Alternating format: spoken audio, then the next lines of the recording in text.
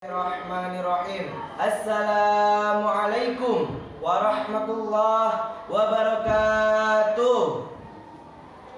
Alhamdulillahilladzi ja'alal Indonesia daulatan mustaqilah bi anwa'il adatil mukhtalifah walidzalika au ajma'inal ukhuwah. Asyhadu an la ilaha illallah wahdahu la syarikalah wa asyhadu anna Muhammadan abduhu wa rasuluh alladzi la nabiyya ba'dah. Seiring puji yang tak henti-henti hanyalah milik Allah yang Maha Suci. Senandung rindu yang tak pernah layu hanyalah milik Allah yang Maha Tahu. Segenap sanjung tertumpung hanyalah milik Allah yang Maha Agung. Salawat berbingkai salam, marilah kita senandungkan pada mahkota alam, pelipur lara tatkala duka, pengobat kolbu tatkala rindu, penerang hati dikala tersakiti. The best teacher and the perfect leader, yakni Habibana wa Nabiyana wa Maulana Muhammad sallallahu alaihi wasallam. Dewan juri yang saya tangtimi, hadirin rahimakumullah. Pada kesempatan kali ini, izinkan saya Muhammad Haikal Fazri untuk menyampaikan pidato dengan tema peran pemuda pada zaman milenial. Berbicara tentang pemuda pasti identik dengan masa muda, masa yang hebat luar biasa. Karena kan masa muda merupakan masa yang paling kuat, masa yang paling tepat untuk kita senantiasa beribadah pada Allah sang pemilik nikmat.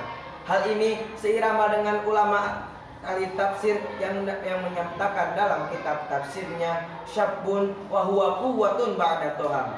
Masa muda merupakan masa yang paling kuat, masa penuh dengan kekuatan setelah berada pada masa dengan kelemahan.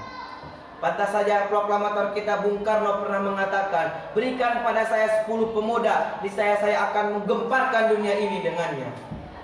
Hadirin wal hadirat rahimakumullah. Masa muda merupakan nikmat dari Allah Subhanahu wa taala, di mana kita diberi anugerah fisik yang kuat, mata masih bisa melihat dengan tepat, tangan dapat mengangkat benda-benda yang berat, kaki masih bisa berlari dengan cepat, wajah tampan dan cantik yang memikat. Maka gunakanlah wahai pemuda semua itu untuk senantiasa beribadah pada Allah yang Maha Hebat.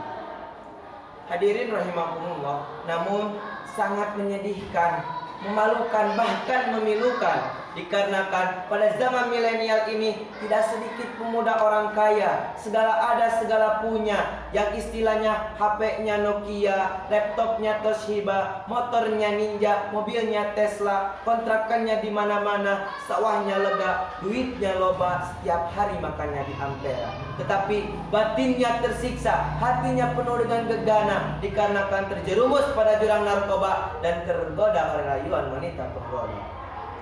Padahal Syekh Mustafa, seorang pujangga Mesir, menyatakan dalam syairnya, inna fi jaddi sofandi amrul ummati wa fi aqdamiha hayataha. Sesungguhnya pada tangan kita lah, pada tangan pemuda lah urusan umat ini digenggam, dan pada kaki-kaki mereka lah hidup dan matinya umat ini. Hadirin rahimakumullah, kemudian pasti timbul pertanyaan, bagaimana kita sebagai pemuda harapan bangsa, juga harapan mertua, dalam menghadapi dampak negatif para era globalisasi pada zaman milenial ini? Seorang ulama menyatakan dalam kitabnya Aksara Hayatul Bil Islam, bahwasanya dengan memberikan solusi pada kita dengan tarbiyatul fardiyah, kita sebagai pemuda harus senantiasa semangat mempelajari ilmu pengetahuan, sebagaimana Rasulullah pernah bersabda, talabul ilmi faridatun ala kulli muslimina wal muslimat. Mencari ilmu itu hukumnya wajib bagi kaum muslimin maupun kaum muslimin laki-laki ataupun kaum muslimin perempuan. Oleh karena itu, marilah kita menjadi pemuda yang beriman, bertakwa, yang bisa membuat bangsa ini menjadi berjaya pada zaman milenial ini. Kita sebagai pemuda harus semangat mencari ilmu agama, mendalami ilmu agama, mencari ilmu pengetahuan umum. Karena salah satu ilmuwan Albert Einstein pernah mengatakan bahwasanya ilmu agama tanpa ilmu pengetahuan itu buta, sedangkan ilmu pengetahuan tanpa dasari ilmu agama itu sangat berbahaya. Oleh karena itu, hadirin, marilah kita menjadi seorang pemuda yang menjadi harapan bangsa dan agama, yang beriman, bertakwa, berilmu, disertai akhlakul karimah, jauh jauh dari narkoba, dekat dengan rahmat Allah yang Maha Kuasa. Hadirin rahimakumullah, kesimpulannya kita merupakan pemuda harapan bangsa dan negara harus bisa membuat benteng yang kokoh agar kita bisa membuat negara ini menjadi berjaya. Demikian materi yang bisa saya sampaikan. Mohon maaf bila ada kesalahan dan alfaan. Akhir kata, hidup sendirian tanpa kekasih. Cukup sekian, terima kasih. Ungzur man qala wa ungzur makila wa tangzur man qala. Khuzma safa wa da'ma kadar. Akhirul kalam. Wassalamualaikum warahmatullahi wabarakatuh.